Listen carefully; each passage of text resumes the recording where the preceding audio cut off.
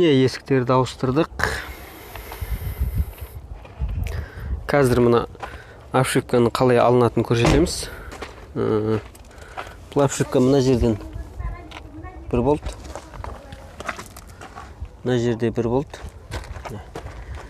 Сосын мынаны шешеміз. Мынаны шешеміз.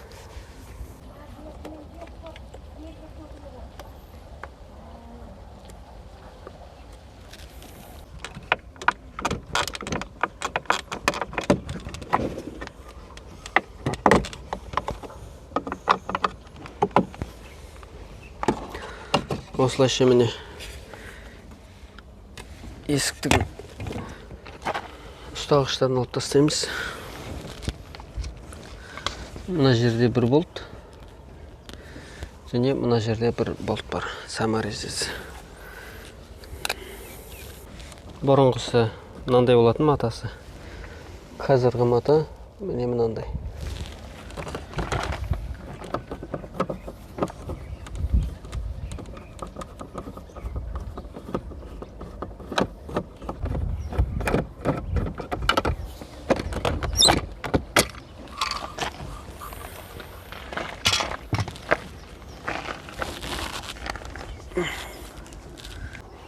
Міне шықты.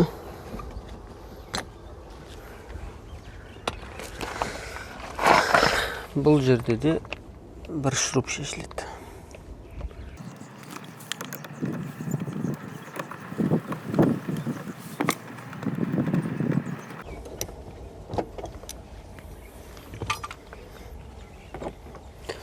Енді мынау есік.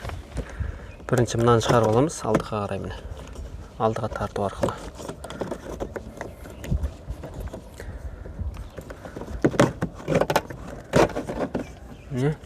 Бұлда мына жерде зачелкалар бар. Осы зачелкаларды ашамыз да бері қарай шығарып аламыз.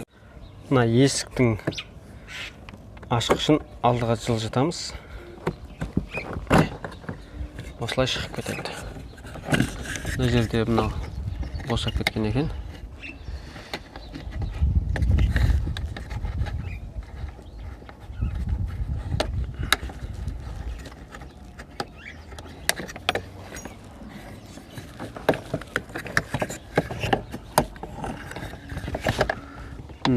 Крючок десек те болады, мына жерде. Осы крючоктан шығарып аламыз. Қазір мына терезені регулировка жасайтын нәрсе. Бұны шешеміз.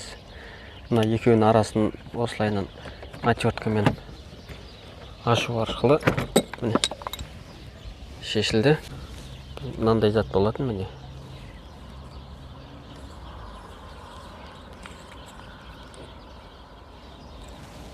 Шешіп алдық. Енді мынаның өзін шығарып аламыз.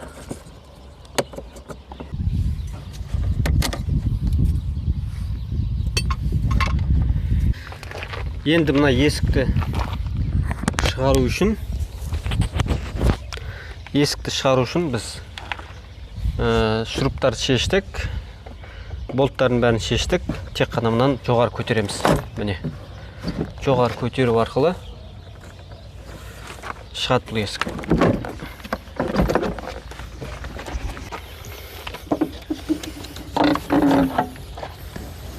Жоғары көтеріп шығардық.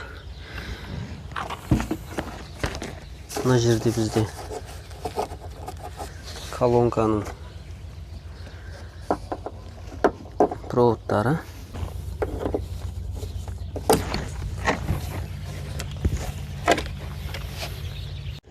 Есікті шығарып алдық.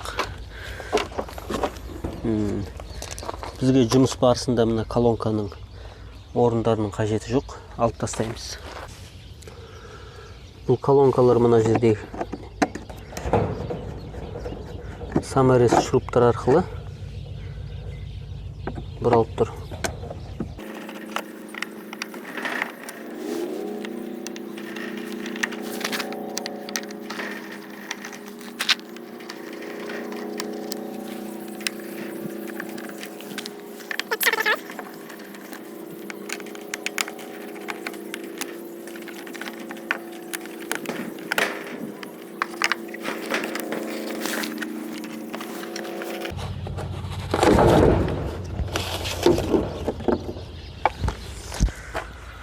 Міне колонка түгелімен осылай шығады. Міне жабыстырып жатырмыз. Екінші есіктікін. Мынандай бұрыштарды міне осылай тіліп жабыстырдық. Әлі де қатырып жатырмыз. Мынандай иранский клей пайдаланып жатырмыз. Және мынаның бетіндегі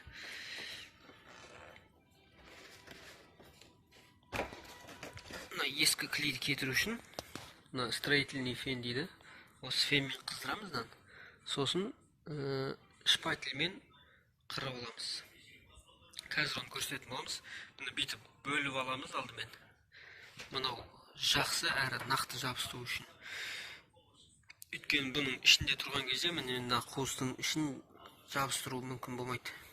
Қуыстың ішінде тесікке қарай кіргізу мүмкін болмайды. Сол үшін бұны шығарып алған дұрыс болады. Оны шығарып алу үшін бізге пайт етіп заклепать еткен бұларды біз шығару үшін пышақпен қырып алып тастаймыз. Пышақты тығамыз да аларды кетіреміз пышақпен.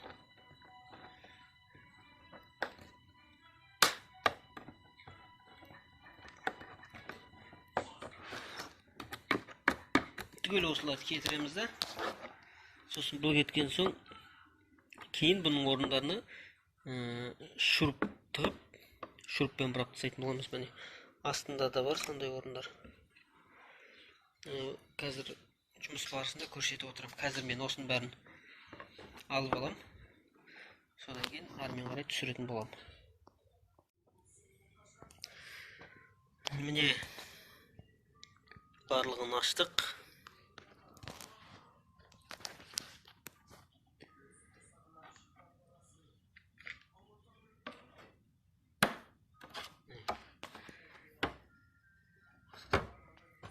Кейін міне қайтадан да жерге шуруп бұраймыз. Енді мынаны босату үшін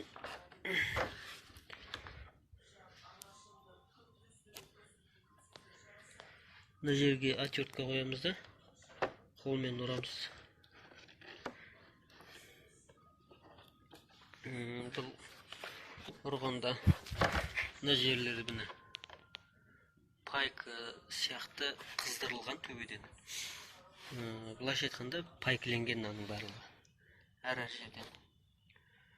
Солардың барлығын осы ұру арқылы қайта түсіретін боламыз.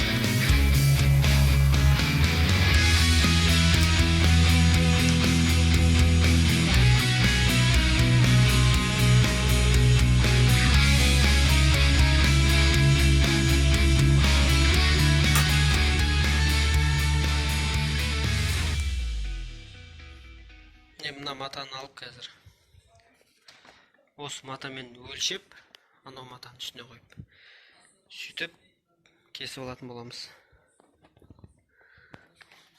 Мынаны шығарып қойдық. Мынаның ішін осы жерден тазалап аламыз жақсылап.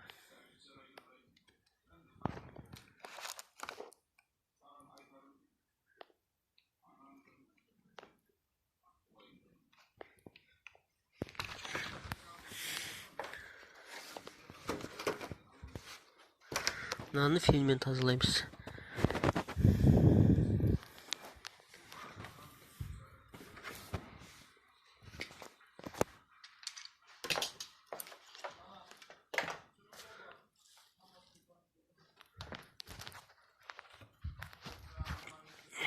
Міне шпатель қазір мынау ашин кезде осылай алынады. Міне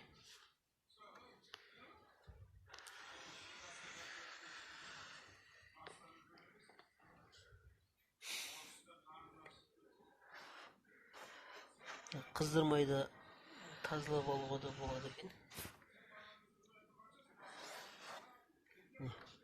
Осылай тазалап аламыз түгел. Бұның астындағы клейінің қатты кетуі маңызды емес.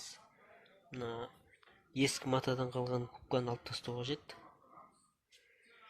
Қазір түгел тазалаймын, сосын клей жаққан кезде көрсететін боламын.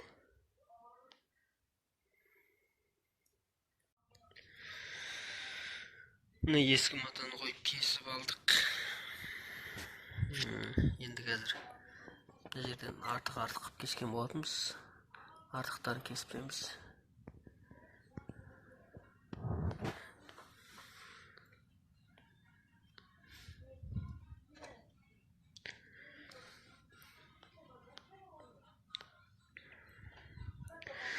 Қазір осыны кесіп алған матаны екінші есікке арнап тағы да кесіп алатын боламыз.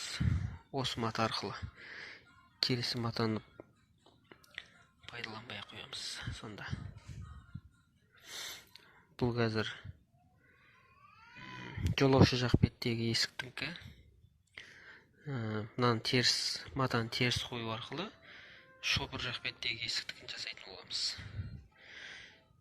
Міне бір есік дайын. Екінші есікті жасап жатырық. Үшінші есікті жасап салып қойған болатынбыз. Төртінші есікті салсақ, сонымен Алла қаласа бітетін болады. Қазір мынаған матаға клей жақпаймын. Клей тек қана мына корпусқа жағам.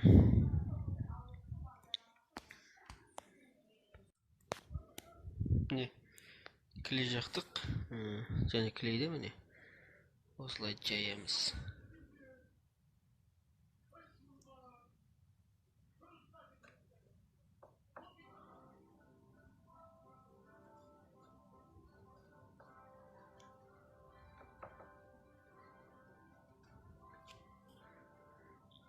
Тек қана осы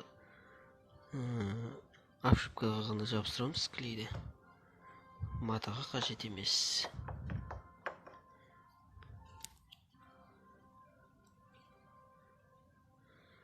Бұрыш-бұрыштың бәрін жақсылап жабу қажет.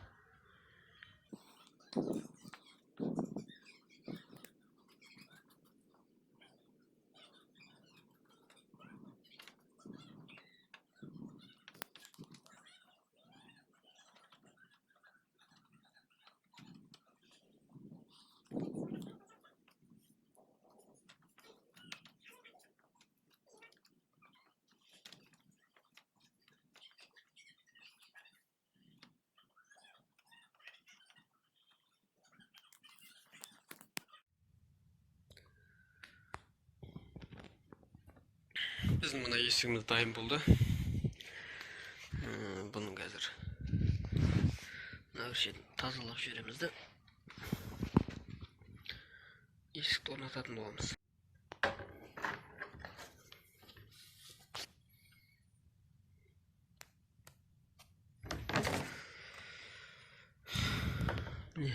Бисмилля, есікті орнатамыз.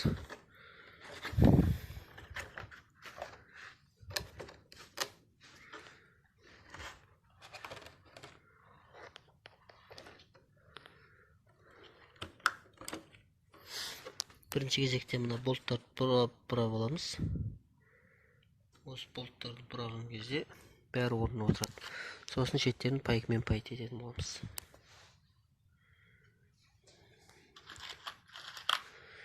Біз мынандай қара шуруп орнатамыз.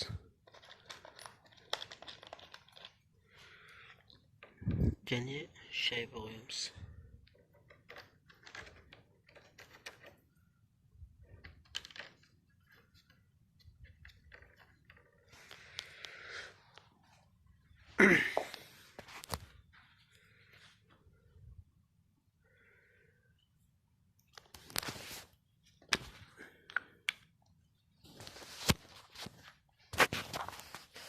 Қазір бір шурупты бұрап көрсетемін, сосын армен қарай қалған шурупты бұрап болған соң көрсетемін. Бұл енді қатты бұралады, өйткені асты бұның шуруп болмаған.